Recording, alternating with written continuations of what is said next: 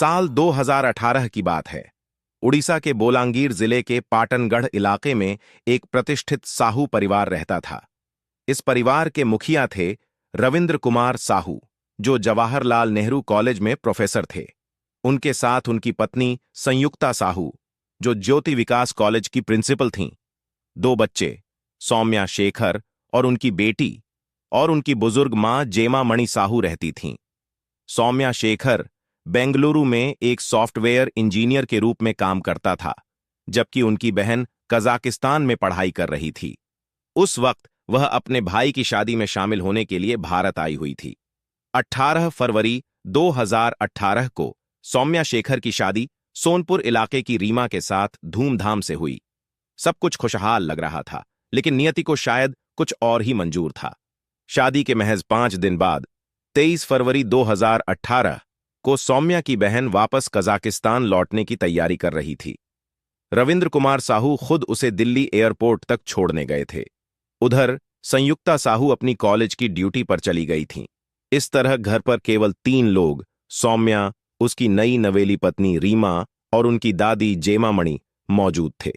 दोपहर के करीब 12:45 पर सौम्या और रीमा रसोई में खाने की तैयारी कर रहे थे। वे ग्रिल बैंगन और दाल बनाने की बात कर रहे थे। माहौल शांत था, लेकिन तभी अचानक दरवाजे की कुंडी बजने की आवाज आई।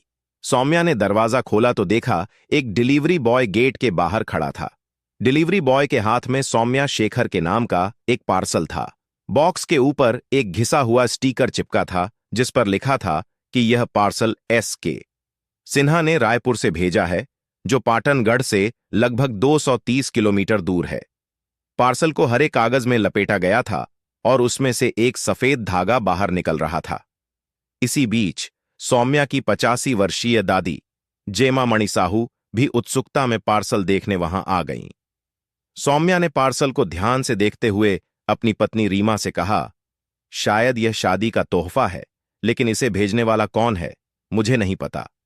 मैं तो रायपुर में किसी को जानता भी नहीं। पार्सल को खोलने के दौरान सौम्या ने धागे को खींचा और क्षण भर में सब कुछ बदल गया। एक जबरदस्त धमाके से रसोई कांप उठी। तेज बिजली की चमक के साथ पूरा कमरा धुएं और मलबे में डूब गया। धमाका इतना भयानक था कि छत का प्लास्टर फट गया, वाटर प्यूरिफायर चकनाचूर हो गया और खिड़की के शीशे कई टुकड़ों में बिखर कर दूर जा गिरे। तीनों लोग, सौम्या, रीमा और दादी, बुरी तरह घायल होकर जमीन पर गिर पड़े। उनके शरीर से खून बहने लगा और पूरा फर्श लाल हो गया। दादी जेमा मणि साहू आग की लपटों में झुलस गईं।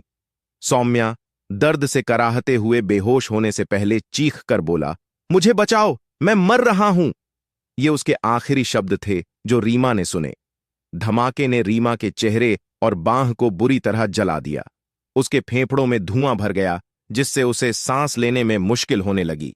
उसकी आंखों में मलबा भरने के कारण नजर धीरे धीरे धुंधली हो रही थी, लेकिन इस हालात में भी रीमा ने हार नहीं मानी। रीमा ने रेंगते रेंगते जैसे तैसे बेडरूम तक पहुंचकर वहां रखा फोन उठाया। वह अपनी सास संयुक्ता साहू को कॉल करके इस भयावह हादसे की जानकारी देना चाहती थी, लेकिन कॉल करने से पहले ही वह दर्द और धुएं की वजह से बेहोश हो गई। इधर पड़ोसी धमाके की आवाज सुनकर घबराए हुए उनके घर की ओर दौड़ते हुए आ रहे थे। सभी के मन में यही सवाल था कि शायद गैस सिलेंडर फट गया है, लेकिन जब उन्होंने घर का नजारा देखा तो उनके होश उड़ गए। रसोई बुरी तरह तबाह हो चुकी थी। खून से लथपथ तीनों घायल जमीन पर पड़े थे और मलबे के बीच धुआं अब भी फैल रहा था। पड़ोसियों ने तुरंत एम्बुलेंस बुलाने के लिए फोन किया। उन्होंने जल्दी जल्दी सौम्या, रीमा और दादी जेमा मणि साहू को उठाकर एम्बुलेंस तक पहुंचाया। लेकिन अफसोस, सौम्या शेखर और उनकी दादी ने अस्पताल पहुंचने से पहले ही दम तोड़ दिया। दोनों के शरीर 90% तक जल चुके थे। रीमा की हालत भी गंभीर थी, लेकिन चूंकि वह 40% ही जली थी, उसे बचाने की उम्मीद थी। उसे सरकारी अस्पताल के बर्न वार्ड में भर्ती कराया गया, जहां उसका इलाज शुरू कर दिया गया। परिवार के बचे हुए सदस्य और परिचित सभी प्रार्थना कर रहे थे कि रीमा इस हादसे से उबर जाए। घटना की सूचना मिलते ही पुलिस भी मौके पर पहुंच गई और जांच शुरू कर दी। शुरुआत में पुलिस को लगा कि यह हादसा गैस सिलेंडर फटने की वजह से हुआ है, लेकिन जैसे ही बम स्क्वाड की टीम ने रसोई का मुआयना किया, सच्चाई सामने आ गई। बम स्क्वाड ने रसोई में बारूद की तेज गंध महसूस की और तुरंत समझ गए कि यह एक सुनियोजित बम धमाका था। अब पुलिस को भी यकीन हो गया कि यह हादसा नहीं, बल्कि किसी खतरनाक साजिश का नतीजा था। पुलिस के लिए यह समझना एक बड़ी चुनौती बन गया था कि आखिर बम उस घर तक कैसे पहुंचा। 3 में से 2 लोग, सौम्या शेखर और उनकी दादी, जो इस घटना के बारे में कुछ बता सकते थे, अब इस दुनिया में नहीं थे। रीमा भी गंभीर रूप से घायल थी और बात करने की स्थिति में नहीं थी। पुलिस के पास अब केवल एक ही विकल्प था, रीमा के ठीक होने का इंतजार करना। 3 मार्च 2018 यानी घटना के 1 हफ्ते बाद रीमा की हालत में थोड़ा सुधार हुआ और पुलिस ने उससे पूछताछ की। रीमा ने बताया कि 23 फरवरी को दोपहर करीब 12 बजे उनके घर पर स्काई किंग कुरियर सर्विस के जरिए एक पार्सल डिलीवर हुआ था। यह जानकारी मिलते ही पुलिस तुरंत स्काई किंग के स्थानीय ऑफिस पहुंची। वहां से पार्सल डिलीवरी करने वाले व्यक्ति और इसे भेजने वाले की जानकारी जुटाने की कोशिश की गई। जांच में पता चला कि पार्सल किसी SK सिन्हा नाम के व्यक्ति ने रायपुर से भेजा था, लेकिन जब पुलिस ने गहराई से छानबीन की तो यह खुलासा हुआ कि नाम और पते दोनों फर्जी थे। इस बीच पुलिस ने केस की जानकारी मीडिया को देते समय एक चूक कर दी। गलती से उन्होंने पार्सल भेजने वाले का नाम SK सिन्हा के बजाय RK शर्मा बता दिया। इस गलत नाम ने पूरे उड़ीसा में हलचल मचा दी। मीडिया रिपोर्ट्स के जरिए यह नाम आग की तरह फैल गया। हालांकि पुलिस ने इस गलती को ज्यादा तवज्जो नहीं दी, लेकिन यह गलती ही आगे चलकर केस को सुलझाने में सबसे बड़ा सुराग बनी।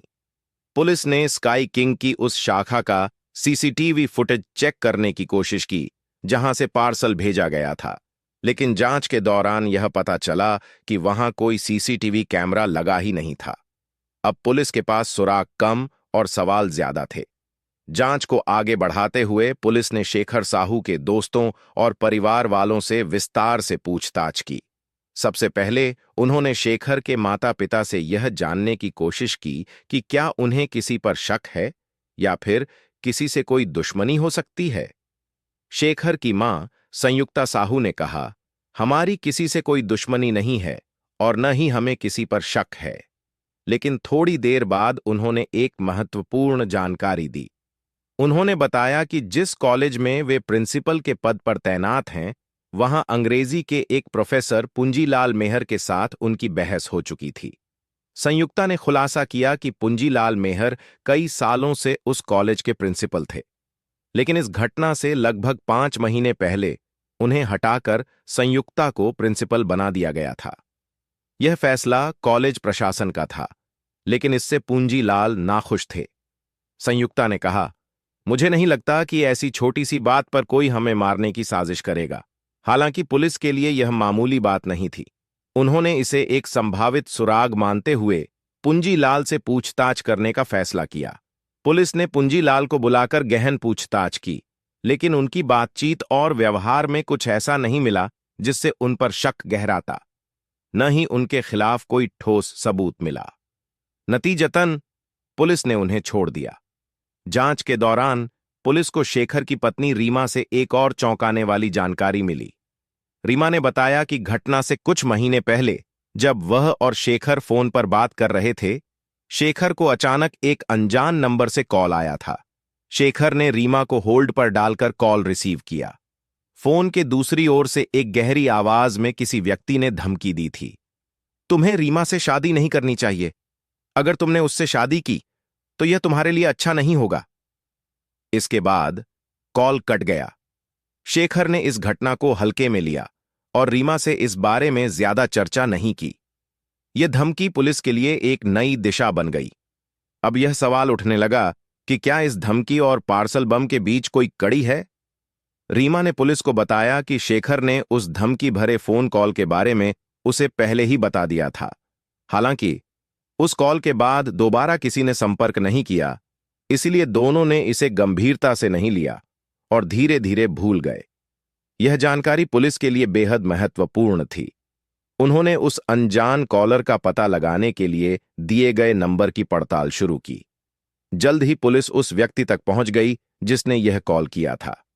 पुलिस ने पाया कि वह व्यक्ति रीमा से एक तरफा प्यार करता था। पूछताछ के दौरान उसने स्वीकार किया, मैंने ही शेखर को धमकी दी थी क्योंकि मैं नहीं चाहता था कि वह रीमा से शादी करे, लेकिन मैंने न तो बम विस्फोट की योजना बनाई थी और न ही किसी को मारने की हिम्मत रखता हूं। हालांकि पुलिस को उसकी बातों पर भरोसा नहीं हुआ। उन्होंने उसे हिरासत में लेकर सख्ती से पूछताछ शुरू की, लेकिन हर बार वह यही कहता रहा कि वह निर्दोष है। संदेह को खत्म करने के लिए पुलिस ने उस व्यक्ति का पॉलीग्राफ, लाई डिटेक्टर टेस्ट कराया। नतीजों से पता चला कि वह सच बोल रहा था। इस आधार पर पुलिस ने उसे रिहा कर दिया। इस तरह यह केस 3 सप्ताह तक चलने के बाद भी अधूरा रह गया।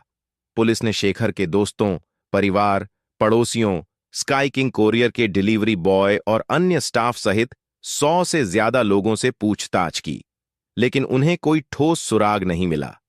जांच में प्रगति न होने से पुलिस की कार्यप्रणाली पर सवाल उठने लगे। केस की गुत्थी उलझी हुई थी और हर दिशा में जांच करने के बावजूद पुलिस खाली हाथ थी।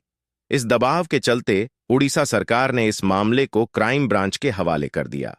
क्राइम ब्रांच के पास बेहतर संसाधन और विशेषज्ञता थी, जिससे उम्मीद थी कि इस जघन्य वारदात को अंजाम देने वाले अपराधी को बेनकाब किया जा सकेगा। जैसे ही यह केस क्राइम ब्रांच को सौंपा गया, उन्होंने जांच को नए सिरे से शुरू किया। इस बार उन्होंने हर संदिग्ध और हर छोटी छोटी जानकारी पर ध्यान केंद्रित किया। चूंकि उस कुरियर ऑफिस के अंदर और आसपास कोई सीसीटीवी कैमरा नहीं था, इसलिए क्राइम ब्रांच ने उस इलाके के 250 से ज्यादा सीसीटीवी फुटेज खंगाले। हालांकि घंटों की फुटेज देखने के बावजूद कोई ठोस सुराग हाथ नहीं लगा। 4 अप्रैल 2018 को बोलांगीर पुलिस को अचानक एक गुमनाम लेटर मिला। इस लेटर ने केस में नई हलचल मचा दी। लेटर में लिखा था, पार्सल एस.के. सिन्हा के नाम से भेजा गया था, लेकिन असली नाम आर.के. शर्मा है। इस प्रोजेक्ट में 3 लोग शामिल थे। विस्फोट का कारण सौम्या शेखर का विश्वासघात है, जिसने जान और करोड़ों रुपए लिए। प्लीज निर्दोष लोगों को बेवजह पूछताछ में परेशान न करें। इस लेटर को पढ़ने के बाद बोलांगीर पुलिस ने इसकी एक copy crime branch chief Arun भौत को भेज दी। अरुण भौत ने लेटर को कई बार ध्यान से पढ़ा और महसूस किया कि यह लेटर लिखने वाला व्यक्ति वही है जिसने पार्सल भेजा था। सबसे महत्वपूर्ण बात यह थी कि इस लेटर में पार्सल भेजने वाले का नाम R.K. शर्मा का उल्लेख था। यह नाम पुलिस ने गलती से मीडिया में जारी किया था और यह बात सिर्फ अपराधी को ही पता हो सकती थी। क्राइम ब्रांच ने इस लेटर को फॉरेंसिक लैब में जांच के लिए भेजा। हालांकि लेटर कई हाथों से गुजरकर पुलिस तक पहुंचा था। इससे लेटर पर फिंगरप्रिंट और अन्य सुराग मिट चुके थे। फॉरेंसिक टीम को किसी भी उपयोगी निशान का पता नहीं चल सका। एक पुलिस ने शेखर साहू के परिवार वालों को उस गुमनाम लेटर को दिखाया ताकि वे उस हैंडराइटिंग को पहचान सकें। शुरुआत में शेखर के परिवार ने कहा कि उन्हें इस हैंडराइटिंग से किसी पर शक नहीं है और वे यह नहीं जानते कि यह लेटर किसने भेजा है। लेकिन फिर अचानक शेखर की मां संयुक्ता साहू की नजर लेटर में एक विशेष शब्द पर ठहरी। उन्होंने इसे कई बार पढ़ा और अब उन्हें एक व्यक्ति पर शक होने लगा। यह व्यक्ति कोई और नहीं बल्कि प्रोफेसर पुंजीलाल मेहर था। संयुक्ता साहू ने अपनी गवाही में कहा कि पहले पुलिस ने पुंजीलाल मेहर को साबुत न मिलने के कारण छोड़ दिया था, लेकिन अब लेटर में एक शब्द अंडरटेकिंग द प्रोजेक्ट को देखकर उन्होंने अपनी राय बदली। अंडरटेकिंग द प्रोजेक्ट, यह शब्द उन्होंने पहले कभी पुंजीलाल मेहर से सुना था। हालांकि पुंजीलाल मेहर हमेशा बातचीत में कंप्लीट द प्रोजेक्ट का उपयोग करते थे, लेकिन इस लेटर में अंडरटेकिंग शब्द का प्रयोग एक बड़ा संकेत था। संयुक्ता के इस बयान के बाद क्राइम ब्रांच ने पुंजीलाल मेहर को फिर से गिरफ्तार किया और इस बार उससे कड़ी पूछताछ की गई। पुंजीलाल ने बताया, साल 2009 में जब पुंजीलाल मेहर ज्योति विकास कॉलेज का प्रिंसिपल बना तो सब कुछ सामान्य था, लेकिन 2014 में संयुक्ता साहू का ट्रांसफर उसी कॉलेज में हुआ और यहीं से विवाद की शुरुआत हुई। संयुक्ता साहू पूंजीलाल से सीनियर थीं और कॉलेज नियमों के अनुसार प्रिंसिपल की कुर्सी उन्हीं के पास जानी चाहिए थी, लेकिन पूंजीलाल ने अपनी कुर्सी छोड़ने से साफ इनकार कर दिया। यह विवाद धीरे धीरे इतना बढ़ गया कि कॉलेज का माहौल तनावपूर्ण हो गया। साल 2017 में कॉलेज प्रशासन ने आखिरकार संयुक्ता साहू को प्रिंसिपल नियुक्त कर दिया। पूंजीलाल के लिए यह एक बड़ी हार थी। वह अंदर ही अंदर इस अपमान को सहन नहीं कर पा रहा था। अपनी कुर्सी खोने की जलन ने उसके मन में नफरत और बदले की आग जला दी। पूंजीलाल को लगने लगा कि उसकी सारी परेशानियों की जड़ संयुक्ता साहू हैं। वह दिन रात इस बात पर विचार करता रहता कि ऐसा कौन सा तरीका अपनाए जिससे वह अपना बदला भी ले सके और किसी को उस पर शक भी न हो। उसकी सोच धीरे धीरे इतनी विकृत हो गई कि उसने संयुक्ता साहू के पूरे परिवार को खत्म करने की योजना बना डाली। प्रोफेसर पूंजीलाल ने बोलांगीर पुलिस के सामने पूछताछ में चौंकाने वाला खुलासा किया। उसने स्वीकार किया कि पार्सल बम वही बनाता था और इसके लिए उसने कई फिल्में और वीडियो देखकर बम बनाने के तरीके सीखे थे। उसके लैपटॉप से 12 अलग अलग तरीके मिले थे जिनसे वह बम बना सकता था। बम बनाने के लिए आवश्यक रसायन उसने कॉलेज की लैब से चुराए थे और विस्फोटक सामग्री को बाजार से खरीदा था। सब कुछ तैयार होने के बाद पूंजीलाल ने विस्फोटक सामग्री का कुछ हिस्सा जमीन में गाड़ दिया। अब वह सही मौके का इंतजार कर रहा था जब वह अपना बदला ले सके। उसे वह मौका तब मिला जब शेखर की मां संयुक्ता साहू ने उसे शेखर की शादी का कार्ड दिया। पूंजीलाल का इंतजार खत्म हो चुका था। उसने योजना बनाई कि वह पार्सल बम को शादी के गिफ्ट के रूप में भेजेगा। उसने तय किया कि वह खुद रायपुर से इसे कोरियर करेगा। 15 फरवरी 2018 को पूंजीलाल कॉलेज गया, अपनी क्लास ली और फिर जल्दी जल्दी घर लौट आया। क्योंकि वह जानता था कि फोन की लोकेशन ट्रेस की जा सकती है, इसलिए उसने अपना फोन घर पर छोड़ दिया। इसके बाद वह पार्सल लेकर रेलवे स्टेशन पहुंचा, अपनी गाड़ी वहीं पार्क की और बिना टिकट लिए रायपुर की ट्रेन में चढ़ गया। उसे डर था कि अगर वह टिकट लेगा तो शायद सीसीटीवी कैमरे में आ सकता था। जब ट्रेन रायपुर स्टेशन पर पहुंची तो उसने अपना चेहरा गमछे से ढक लिया ताकि उसे पहचानने में कोई दिक्कत न हो। रेलवे स्टेशन से बाहर निकलने के बाद पूंजीलाल ने एक ऑटो रिक्शा लिया और शाम करीब 5 बजे कोरियर ऑफिस पहुंचा। वह स्काई किंग कोरियर ऑफिस पहुंचा, जहां उसने इधर उधर देखा और पाया कि वहां कोई सीसीटीवी कैमरा नहीं था। फिर उसने अपना गमछा हटाया और जल्दी से ऑफिस के अंदर चला गया। जब कोरियर वालों ने पूछा कि पार्सल में क्या है, तो पूंजीलाल ने बताया कि इसमें मिठाई है, और अजीब बात यह थी कि कोरियर वालों ने उसका विश्वास कर लिया। पार्सल को उसके फर्जी नाम के सिन्हा से बुक कर दिया गया और संयुक्ता साहू के घर भेज दिया गया। पार्सल भेजने के बाद पूंजीलाल अगली ट्रेन से अपने घर वापस आ गया। अगले दिन उसने कॉलेज जाना जारी रखा और किसी को शक न हो, इसके लिए शेखर की शादी में जाकर उन्हें शुभकामनाएं भी दी।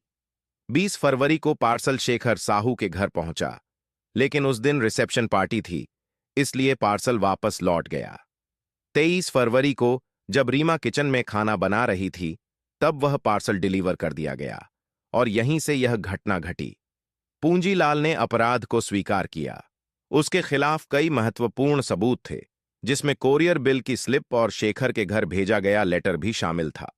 इन सबूतों के आधार पर 24 अप्रैल 2018 को उड़ीसा क्राइम ब्रांच पुलिस ने पूंजीलाल के खिलाफ चार्जशीट तैयार की और उसे कोर्ट में पेश किया, जहां उसे जेल भेज दिया गया। यह मामला अब भी कोर्ट में चल रहा है और पूंजीलाल फिलहाल जेल में है। वहीं रीमा धीरे धीरे ठीक हो रही थी और अस्पताल से अपने ससुराल वापस आ गई थी। शेखर के चले जाने के बाद रीमा ने कहा कि शेखर ही उसका पहला और आखिरी प्यार था और वह दूसरी शादी नहीं करेगी। वह अब शेखर के माता पिता के साथ ही रहने लगी। दोस्तों, यह था क्राइम डायरीज का एक और खौफनाक अध्याय। अगर आपको हमारी मेहनत पसंद आई है तो कृपया इस वीडियो को लाइक और शेयर करें। अगर आपने दी क्राइम डायरीज चैनल को अभी तक सब्सक्राइब नहीं किया है, तो कृपया जल्दी से चैनल को सब्सक्राइब कर लें।